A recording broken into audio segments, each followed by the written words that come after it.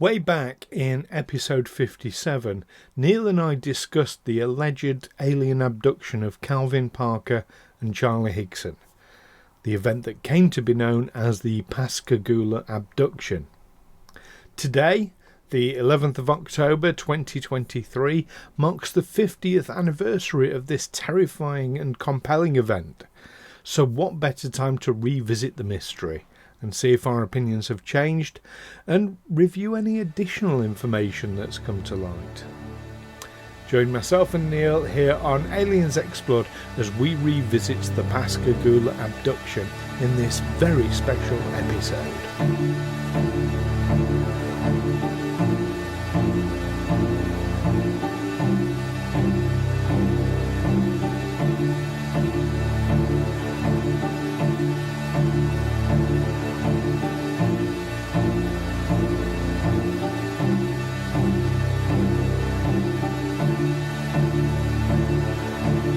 Aliens Explored is a weekly podcast exploring famous and obscure cases of UFO sightings, alien abductions and other strange events from both a believing and a skeptical perspective whilst keeping an open mind. I'm Stu Jackson, a professional actor and amateur ufologist with a particular interest in the crop circle phenomenon. I'll be debating that otherworldly visitations are real. The truth is out there. And I'm Neil Kelly. I'm a professional actor as well and used to work for the military as an intelligence analyst. I'll be arguing from a more doubtful point of view. I mean, it's all a bit far-fetched, isn't it?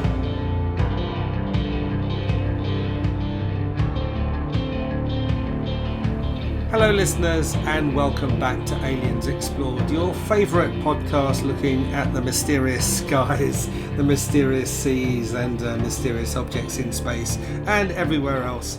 I'm one of your hosts, Neil Kelly. And I'm your other host, Stu Jackson. And we got just a brief special little episode coming out for you because today, as this episode drops, not as we're recording it, Neil, but as the episode drops, it is the 50th anniversary of the Pascagoula Abduction. So October the 11th, 1973, this alleged abduction took place.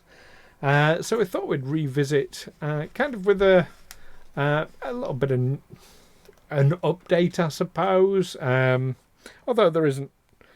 Is there anything to update on this one? Well, it's good to revisit these things, isn't there? As they approach their anniversaries, and when we notice them approaching their anniversaries, I mean, I wonder if have we got a system in place for noting anniversaries, or did you just happen to notice? No, this was more, I happened to notice this one. Now, to be fair, I've discovered new information about it that I didn't know back in episode 57. For our listeners, if you want to go back and listen to our original debate about this particular topic, episode 57.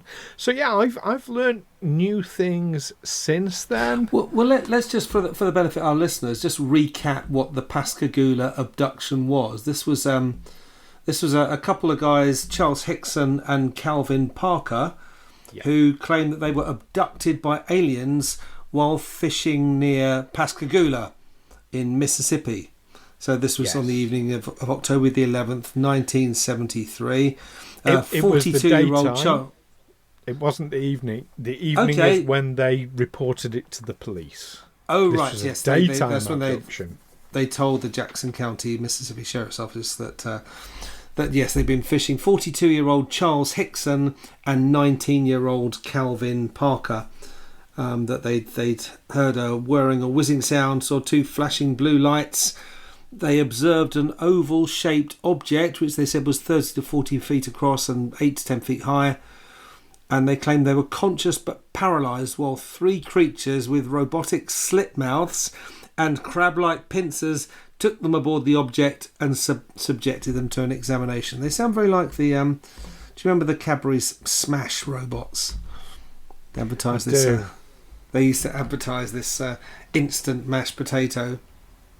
All the Yes, stuff you I would think, mix up with hot water. So I do very much remember They had that. crab-like pincers and robotic slit mouths, didn't they? They did. However, I think one of the big differences with what Charles and Calvin described was these were quite bulky creatures.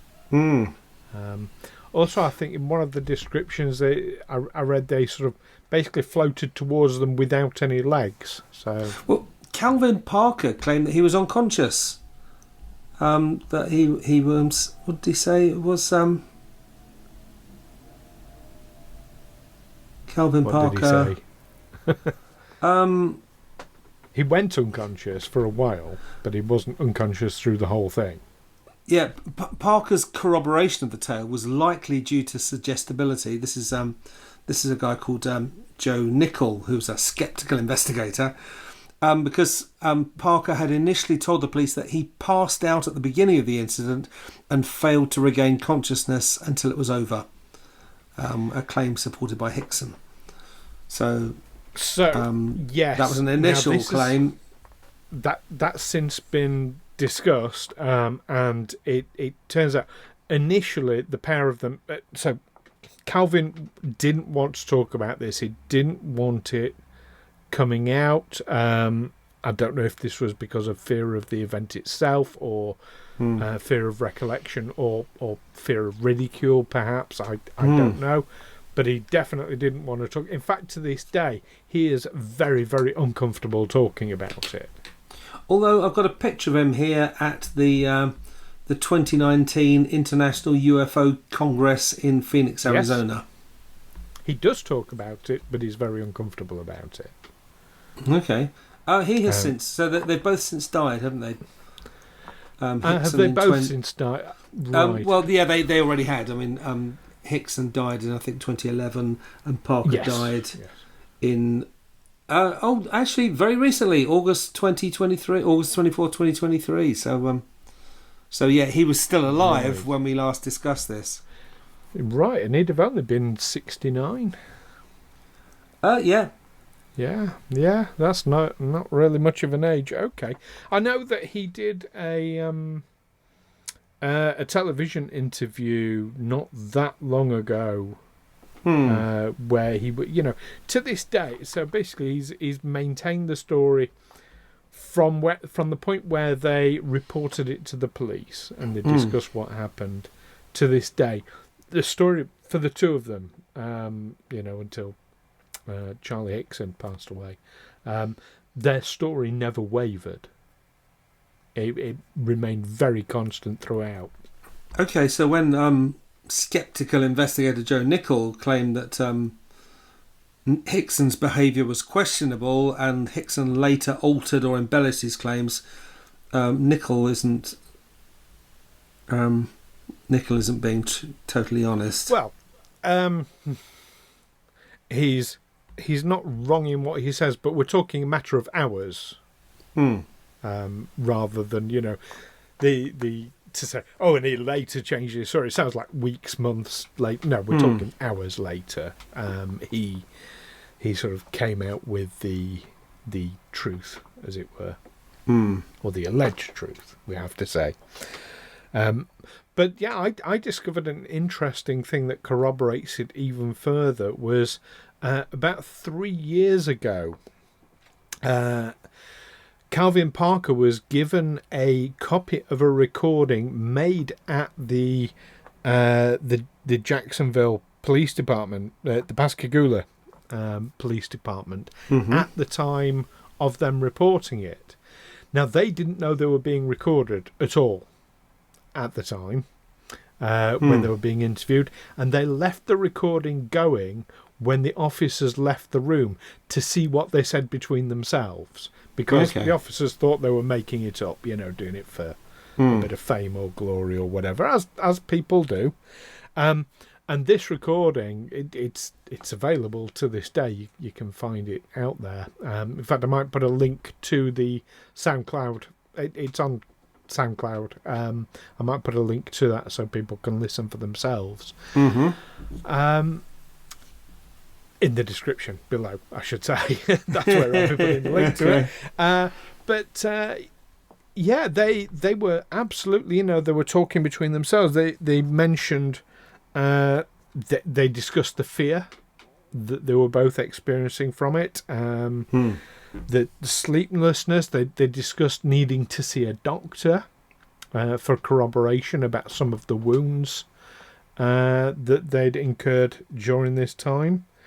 But yeah, they weren't aware they were being recorded. So if they were going to make it up, kind of the moment the officers got out of the room, it would have been, nudge, nudge, hey, we're doing all right. Do you think they believed us? They're buying do you think into they it? fell Yeah. for it? Yeah.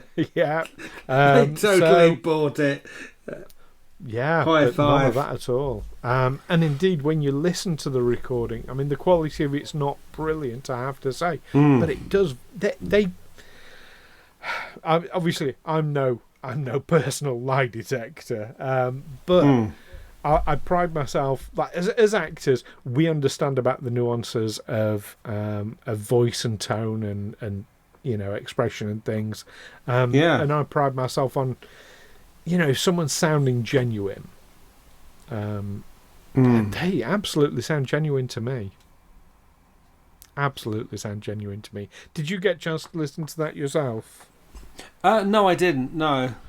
Right. I see that Philip, our old friend Philip J. Class, got involved, finding what he said was discrepancies in Hickson's story and making a big deal about the fact that Hickson refused to take a polygraph exam, which I know you're careful to say always that it's not a lie detector, but I think it's not a lie detector. It's not a lie detector, but in popular it might as well be, because that's kind of how it's taken, isn't it? If you pass a polygraph test, you're telling the truth. If you don't, you're lying. It's certainly I mean, that's how a jury would read it, wouldn't they? Oh, you refuse to take a polygraph test, or you. I mean, we don't have them in this country for that reason, because it's people think, oh, it's a lie detector, but people think it is, so it might as well be. Well, no, because in court cases where it is used, the juries are told very specifically, this is not a lie detector, it's not infallible, it's not, here's how it works, here's what we're looking for.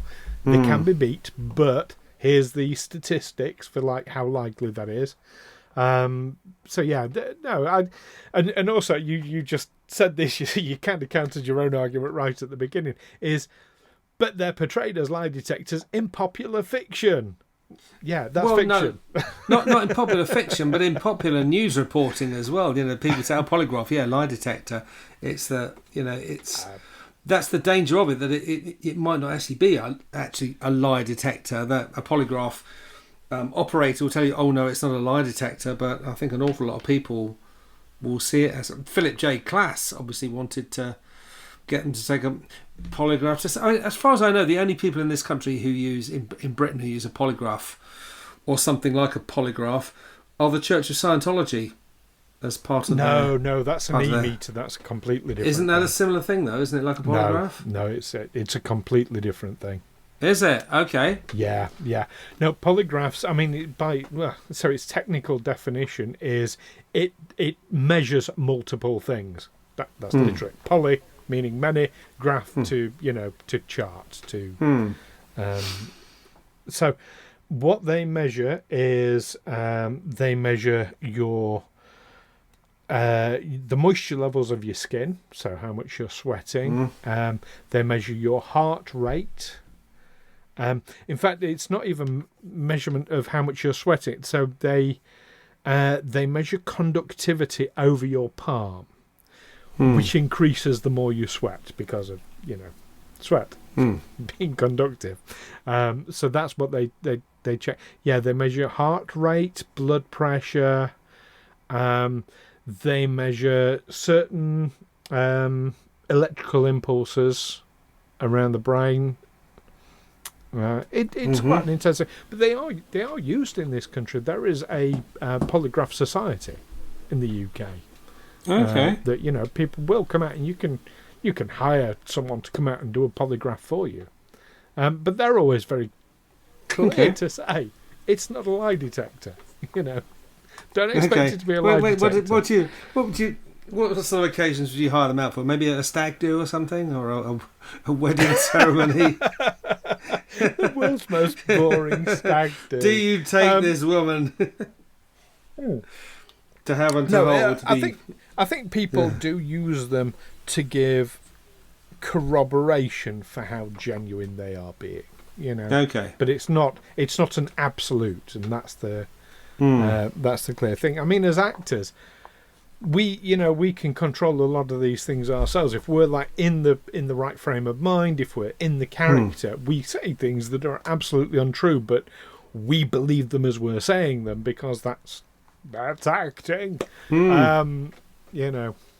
Yeah. Anyway, I mean, when people get caught in lies, obviously you want to tell a story that's close to the truth. The less falsehood there is in your story, the more things that actually match up, then you can be slightly economical with the truth in certain areas. It's when you get caught out and you start having to improvise that's when you're going to get caught in a lie. That's when you're going to start getting physical reactions. That's when you're going to start saying things that can be verified that aren't true. Sometimes there are physiological changes that happen when you say things that are not the truth. But as we know, as an actor, you've got your script. You know that what you're saying isn't true, but you make it becomes true in that scenario. Yes, that's it. We live our truth. Now we've gone way off topic here, and coming back to your point about how Philip J. Klass wanted them to do a polygraph, they refused. Now I'm going to draw you back to those occasions, like with Stan Romanek, who they took a polygraph test, and everyone passed it, and you said, but it's not accurate, it's not a lie detector. So instantly, anyone who's a debunker or a skeptic will poo-poo a polygraph test anyway. Yeah, if it doesn't come up with the result you're expecting, you say, they've somehow cheated it, they've tricked you. Yeah. So I can see why they would refuse. It's like, kind of, what's the point? Like, no. But isn't that going to be always the case? Just nerves and fear can produce a false result. That no one who wires you up to a polygraph is going to be neutral. They're looking to get a certain answer, or they're looking to disprove a certain answer that you're giving. No, because the person conducting the test is removed. They're independent. And this is part of the whole Polygraph Society thing. I'm speaking in their defence. But no, they will be hired to come in. They don't come in and give you the equipment and say, there you go. Yeah, but the person who orders the test, I'm sure that when Philip J. Klass wanted to get them to take a polygraph test, it was so that he could show that what they were saying wasn't true. Yes, he'd be hoping for a certain result. However, the person conducting the test won't have that influence. They will simply know, well, here are a list of questions to ask. Provided by whom? Provided by Philip J. Klass? Provided by someone else. Well, Philip J. Klass will say, here is the scenario to person A. Person A will come up with a list of questions from that scenario and make them as neutral as possible. They will then be passed to person B, who will then, without knowing the who it is that's booked it or why they want, they will just turn up and deliver the questions as neutrally as possible. But I suppose refusing to take a polygraph when you're given a choice is a bit like pleading the fifth or answering a police officer's questions with no comment. Legally it doesn't mean you're guilty, but it doesn't look good. I disagree completely because, as we just said, when people have taken the polygraphs and they've passed the polygraphs, people are still really. So no, I'm not going to start ascribing to take a polygraph motives is taken to someone. as you've got something to hide, like pleading the fifth or saying no comment to a police officer. You look. It makes you look a bit shifty. Only by people with a really heavy bias. There are many reasons why someone might choose to take the fifth, or refuse to answer questions, or refuse to take a polygraph. There are loads and loads of reasons. To say, well, it must be because you're guilty, it means you're out to prove someone guilty, not to look for the truth. Yeah, it certainly looks guilty. Anyway, that's the polygraph thing. I just wanted to... but 50 years they've held their story. That's quite an achievement. Yeah. That is quite an achievement. It sounds very much like you're still on the fence of they made it up. Yeah, I am very much. I personally no. I absolutely believe. Okay. I believe that they believe what happened to them. I'm prepared to believe that they believe, but I'm not sure that I believe that it actually did happen to them. Something happened to them, but I don't know what. Well, certainly something happened to them, because there are photographs of the wounds that they say were inflicted during the abduction. What were the wounds they incurred? Puncture marks on their legs. Okay. And feet were part of the examination, I think. Yeah. But puncture marks that someone's sticking a pin in them. Someone's sticking a... Yeah. Well, a little bit bigger than that, but yeah. A nail. A carpet tack hammered into them. Okay. Yeah. I mean, but, that's not proof of anything. I understand that. But there we go. But anyway, that's where we are with the Pascagoula abduction. Listeners, tell us what you think about this on its anniversary, 50 years on.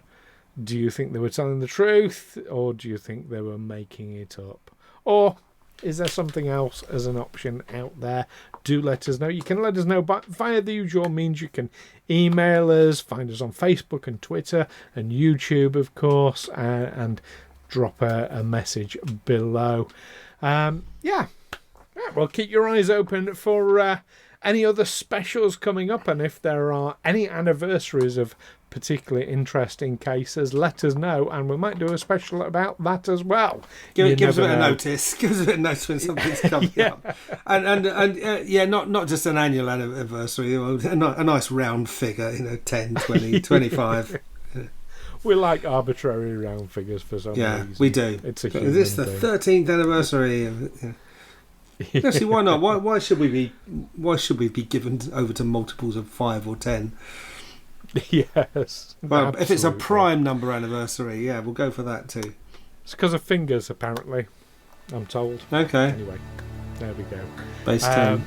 Anyway, so keep watching your calendars, and of course, keep watching the skies. Take care for now. Catch you next time. Bye-bye.